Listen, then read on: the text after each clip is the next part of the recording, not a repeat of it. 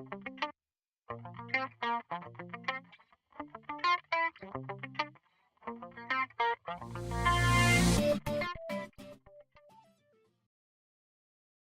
welcome to the panel discussion. We'll begin with some introductions. So my name's Nick, I'm the Deputy Dean of Law. I'm Pippi, as most of you know, and I'm a clinical associate professor in the faculty, and I teach stuff. I'm Sarah. I'm fairly new here at Bond, so I may not know many of you yet, but hope that will change very quickly. I'm working in OLTs, the Office of Learning and Teaching, in Education and Academic Development.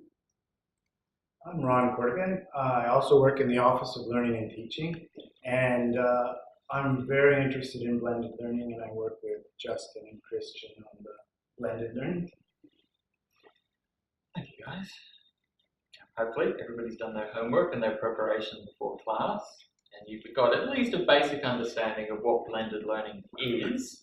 And it's actually a fairly simple idea. It's the enhancement, not the replacement, the enhancement of traditional methods of teaching, traditional face-to-face teaching, using technology, in particular using online teaching technologies. So, integration of face-to-face and online. And if you watch that video with the guy with the wonderful French accent, he would have explained that in a bit more detail. What I'm going to ask, what we have here is a panel of people. All four of us are pretty enthusiastic about blended learning. We're already converted. You may not be.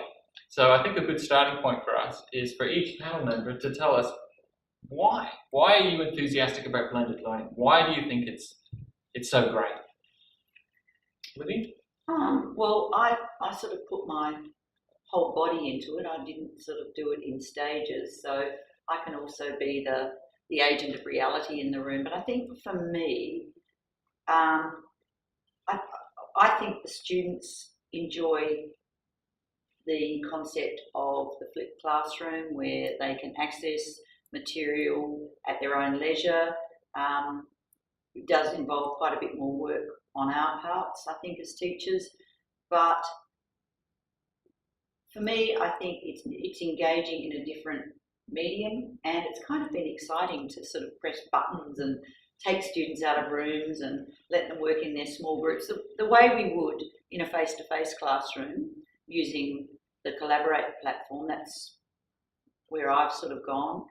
And just that I think it's just a new environment, and it's refreshing from my point of view to be working with something that is challenging and that is new and exciting, and not just standing up in a lecture theatre delivering your lectures and then going to your tutes. So for me, as well as the students, I think I've embraced it because it's new and it's different, and it's given me some more skills. And I think it's also made me think much more about my teaching and how I plan my classes, how I align my learning outcomes with the assessments in a different environment. And the biggest challenge for me is to recreate in the online environment pretty much what I do in the face-to-face, but differently. And I think I've grown professionally. I've had my meltdowns and my challenges, particularly when things crash and boom and students don't have the right technology. But yeah, after being here for 19 odd years, it's something new and different. And these guys here have been so supportive of me over the last probably 18 months, 2 years, particularly Ron. Well, you've done most of the work there, energy. So I think just embracing something new and different and enjoying that experience. That's what I've gained from it. Libby's been leading the way with a lot of our blended learning initiatives in law.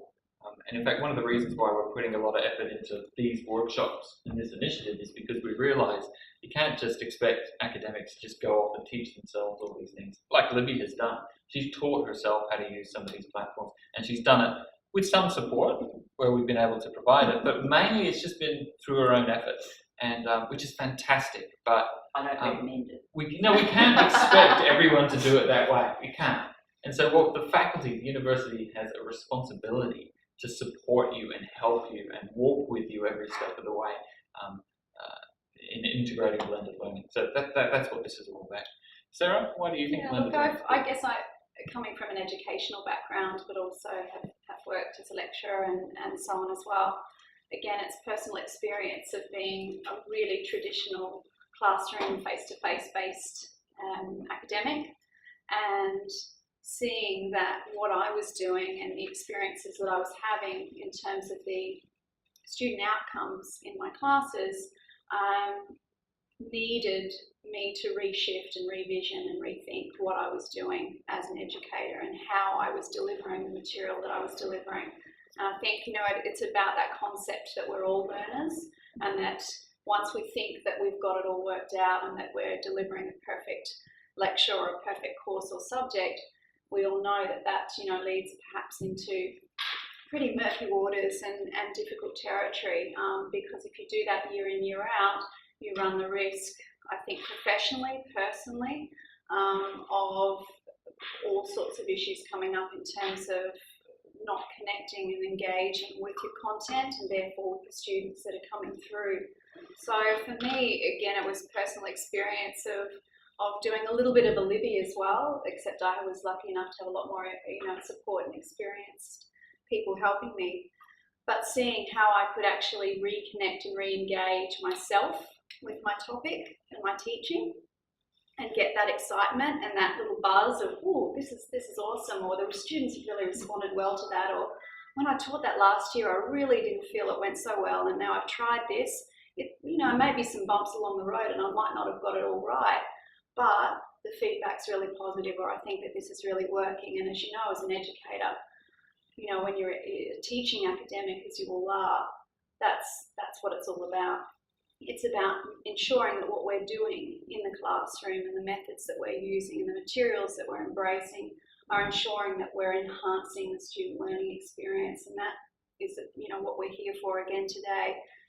As Nick was saying, in terms of the law faculty especially, is making sure that we are offering absolutely best practice and best experience for the students who are choosing, and there's a lot of choice out there, but they're choosing to come here to bond and do their studies here. So that's what it's all about. There are a lot of reasons I think both Libby and Sarah have mentioned. The first that jumps to mind is one that I think is often overstated, but it's important nonetheless, and that's engagement. Not only for students. Students find technology incredibly exciting, but also for people on the other side of the lecture podium. You've probably taught the same class countless times. It's getting a little routine. So it can be engaging, or a shot of energy, doing it in a new way, a different way. But I think we have to go beyond engagement, because this is an educational institution, not necessarily an entertainment institution, although that's another debate, the idea of education as entertainment. We need to look at other important things that blended learning can and does do. One is increase the quality of education.